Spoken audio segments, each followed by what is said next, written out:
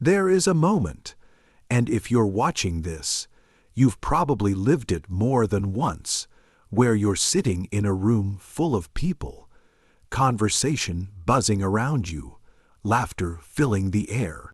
And yet, somewhere underneath all of that noise, you feel completely, quietly invisible, and then a dog walks in, and something shifts, not dramatically, not with fanfare, but the way a window opens in a stuffy room, something in your chest just loosens. You don't think about it, you don't plan it.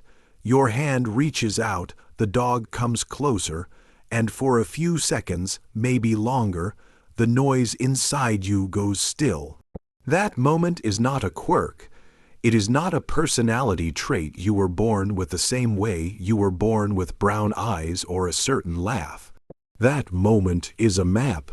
And if you're willing to follow it, it leads somewhere most people never think to look back into yourself, back into the rooms you grew up in, back into the version of you that first learned what love was supposed to feel like and what it actually felt like instead. This is not a video about dogs. Not really. Dogs are the doorway. But what's on the other side?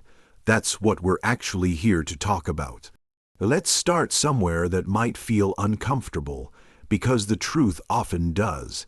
Most of us were handed a version of love early in life that came with invisible strings attached. Not cruel strings necessarily, not always deliberate ones, but strings nonetheless. The love that said, be good and you'll be held.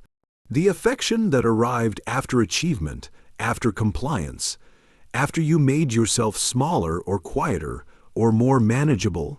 The warmth that felt like sunlight on a cloudy day, beautiful when it appeared, but never quite something you could rely on. Psychologists have a term for this. They call it conditional love, and the damage it does is not loud.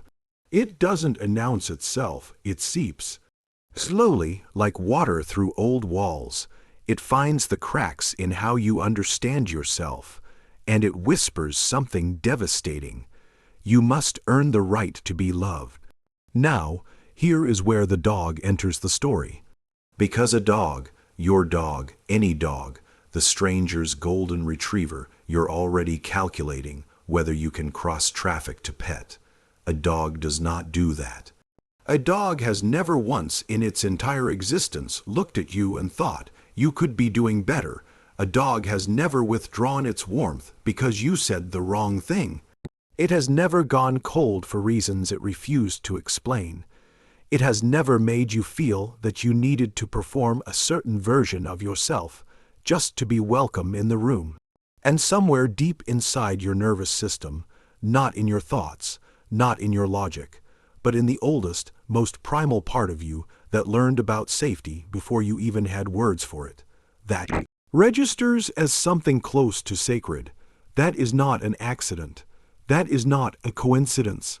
That is your nervous system recognizing, perhaps for the first time in a long time, the feeling of love without conditions. And when something that rare walks into your life on 4 legs and a wagging tail, of course you lean in. Of course you cross the traffic. Of course you say things to them in the dark that you've never quite managed to say to another human being. Because they are safe. In a world where safety has not always been guaranteed, they are safe. There is a concept in psychology called attachment theory, first developed by John Bowlby in the mid-20th century and later expanded by researchers like Mary Ainsworth. At its core, attachment theory says something deceptively simple. The way we learn to connect with the first people who cared for us creates a template, a blueprint, and we carry that blueprint into every relationship we build for the rest of our lives. Some people grow up with what researchers call secure attachment. Their caregivers were consistent. When they reached out, someone reached back. When they cried, someone came. When they needed warmth, warmth was available. And so they grew up with an internal belief, quiet and unexamined, that love is reliable, that people can be trusted. That closeness is not dangerous, but some people, and if you are watching this with that particular ache of recognition, you may be one of them. Some people grew up with something different.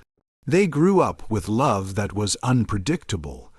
Caregivers who were present one day and emotionally unavailable the next. Warmth that could be withdrawn without warning. Affection that felt more like a reward for good behavior than a given, unconditional truth. Psychologists call this anxious or insecure attachment, and what it does to a person is profound, even when it leaves no visible marks.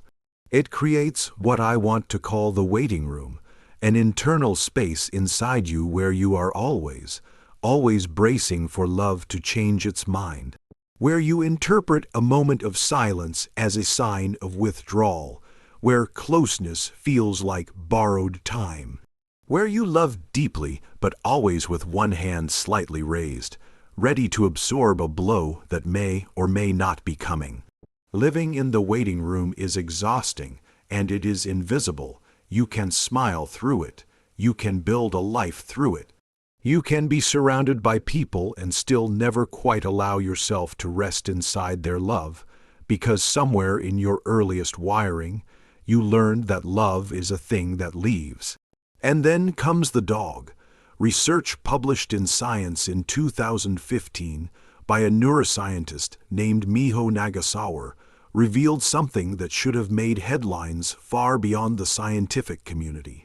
When a dog and their owner look into each other's eyes, just a look, both of their brains release oxytocin, the same neurochemical that bonds a mother to her newborn child, the same chemical architecture of unconditional belonging. Just from a look, think about what that means for someone who has spent years in the waiting room.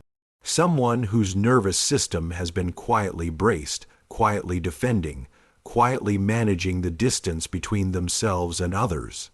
When that dog looks at them, no agenda, no condition, no fine print, and their brain releases oxytocin in response. What they're experiencing is not just comfort. It is a correction, a gentle chemical recalibration of what love is allowed to feel like. Your dog is not just receiving your love. They are producing it inside you.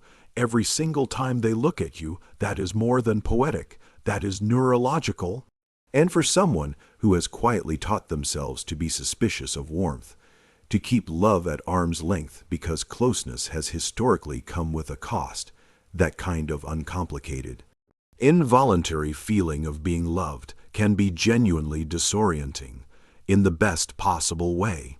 But here is where I want to sit with you for a moment, in the part of this story that is harder to say and perhaps harder to hear.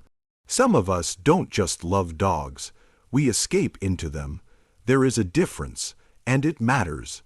The escape looks like this. You come home from a day where you felt unseen, misunderstood, or lonely in the particular way that dog lovers know, not the loneliness of being alone, but the loneliness of being among people and still not reached, and your dog is there. And for a while, everything that felt impossible about human connection becomes irrelevant, because here is this creature that asks for almost nothing and gives back everything, and you don't have to explain yourself, and you don't have to perform, and the relief is so real you could weep. And that relief is genuine. I want to be clear about that. There is nothing pathological about it. There is nothing wrong with it. But there is something worth noticing inside it, because the dog, as brilliant and healing and real as that relationship is, the dog cannot give you what a human relationship can. It cannot challenge you in the way that helps you grow. It cannot mirror back the complicated, contradictory, sometimes infuriating fullness of who you are.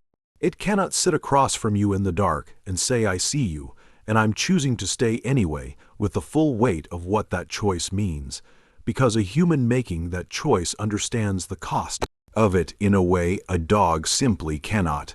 And so sometimes the very thing that heals you, this uncomplicated, unconditional animal love, can also become a ceiling.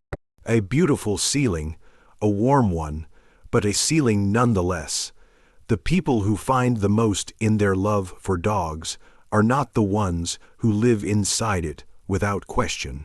They are the ones who get curious, who look at the relief they feel in that relationship and start to ask, what is this relief telling me about what's been missing elsewhere? Who use the dog not just as a refuge, but as a mirror. And what does that mirror show them? That is exactly where we are going next, because what the mirror shows you is not a flaw. It is not a weakness. It is not evidence that you are broken or incapable of human connection. What it shows you is a wound that found a way to breathe. A part of you that never stopped wanting to be loved without conditions, and was wise enough, even in its quietest, most unspoken way, to go find that feeling somewhere safe while the rest of you figured out how to heal. That is not escapism, that is survival, and survival before it becomes something more deserves to be honored. The shift happens not when you love your dog less, but when you begin to ask more of yourself. When you take the softness you offer so freely to that animal, the patience, the presence, the complete and utter absence of judgment, and you begin, slowly, imperfectly, to turn it inward. To become for yourself what your dog has always been for you, consistent, forgiving, willing to stay in the room even after witnessing the worst of it. Because here is the truth that takes a long time to arrive. You have never needed to earn your own warmth. You have never needed to perform for your own acceptance. The version of you that eats cereal for dinner and cries without explanation and feels too much in a world that rewards feeling less, that version deserves the same eyes your dog gives you every single morning, soft, certain, asking for nothing in return, and maybe that is the deepest gift a dog ever gives a person. Not comfort, not companionship, but a lived, daily demonstration of what unconditional love actually looks like, so that one day, when you are ready, you have a reference point.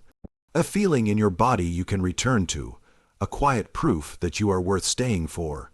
If this resonated somewhere in you, you are not alone in that feeling.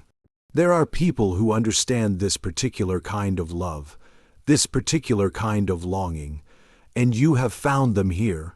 Stay a little longer, there is more worth exploring together.